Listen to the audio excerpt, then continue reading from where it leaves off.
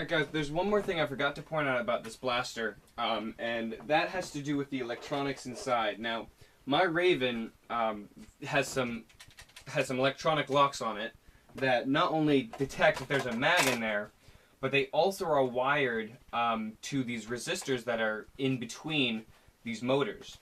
Now, what that does is, if I were to just rev this up and then release, it just kind of goes down at its own pace. However, as soon as that mag comes out, it'll actually revert the power through those resistors and it'll slow it down quicker, and I'll show you. So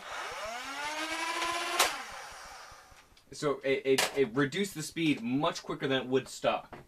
Now, this is actually not the case in the Stryfe. It is the case for the clip here, for the with the jam door. So I know this is a lot quieter, obviously. I'll move it over to the camera.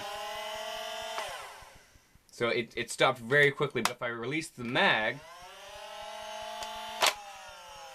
it doesn't do that. Now, that's something I kind of don't like about it, because one of the things that obviously anybody doesn't like about a flywheel blaster is how loud it is.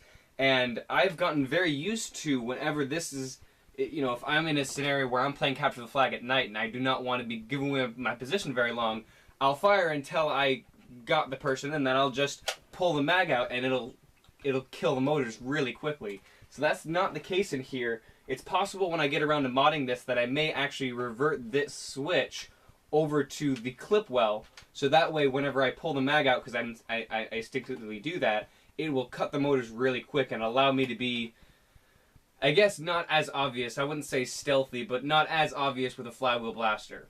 So that's just an electronic note that I wanted to point out about this blaster specifically. And now we're going to go off to the range test.